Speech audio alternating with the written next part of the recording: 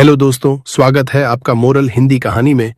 मेरे चैनल को like, subscribe, share और कमेंट्स करें। मैं आपके लिए ऐसी कहानियां लाता रहूंगा। अन्याय और सत्य का महत्व।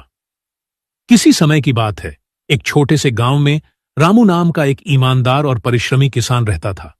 उसकी एक छोटी सी जमीन थी जिससे वह और उसका परिवार अपना जीवन यापन करते थे। रामू का स्वभाव सरल और हृदय बड़ा था। वह सभी की मदद के लिए हमेशा तत्पर रहता और गांव के लोग उसकी इज्जत करते थे। एक दिन रामू अपने खेत में काम कर रहा था, तभी उसे एक भारी बक्सा मिला। बक्सा पुराना और धूल मिट्टी से ढका हुआ था। रामू ने जब उसे खोला तो उसकी आंखें चमक उठीं। बक्से में सोने चांदी के सिक्के और गहने भरे थे।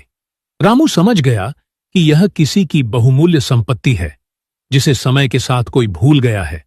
लेकिन रामू ने लालच से परे उस बक्से को गांव के मुखिया के पास ले जाकर सौंपने का फैसला किया।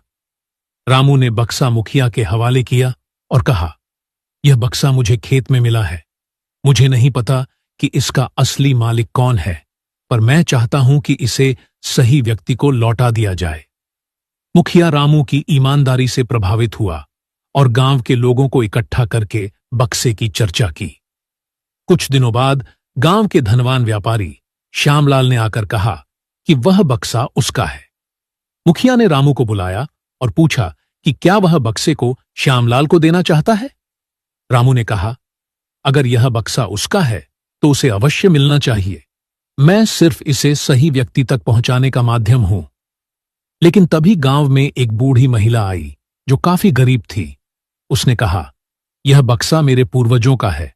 समय के साथ यह खो गया था और मैंने सोचा था कि यह कभी वापस नहीं आएगा। मुखिया के सामने अब दोनों दावेदार खड़े थे, एक धनी व्यापारी और दूसरी गरीब वृद्धा। मुखिया ने सोचा कि अब न्याय करना बहुत कठिन है। उसने दोनों से पूछा कि वे अपने दावे को कैसे सिद्ध करेंगे। व्यापारी ने कहा, मैंने इस बक्से में अपने जीवन भर की कमाई रखी थी। ये मेरा हक है। वृद्धा ने कहा, मेरे पूर्वजों ने इस गांव में बहुत पहले जमीन खरीदी थी और यह बक्सा उसी समय से हमारे परिवार में था। मुखिया ने कुछ सोचा और फिर कहा, सत्य की परीक्षा करनी होगी। रामू जैसा ईमानदार व्यक्ति जिसे बक्सा मिला है वही निर्णय करेगा कि इसे किसे दिया जाए। रामू पहले तो आश्चर्यचकित हुआ, लेकिन उसने शांति से सोचा और कहा, यह बक्सा उस व्यक्ति का होना चाहिए जिसने इसे खोया और जिसकी जरूरत इससे पूरी हो सके। उसने वृद्धा की ओर इशारा करते हुए कहा, यह बक्सा इस वृद्धा का है क्योंकि यह बक्सा उसके परिवार से जुड़ा है और उसे इस समय इसकी सबसे ज्यादा जरूरत है। मुखिया और गांव वालों ने रामू के निर्णय की सराहना की। श्यामलाल भी मान गया कि बक्सा वास्तव में वृद्धा का है। रामू की ईमानदारी और सत्य की पहचान करने की क्षमता ने एक बार फिर साबित किया कि सत्य और न्याय का महत्व सबसे ऊपर है।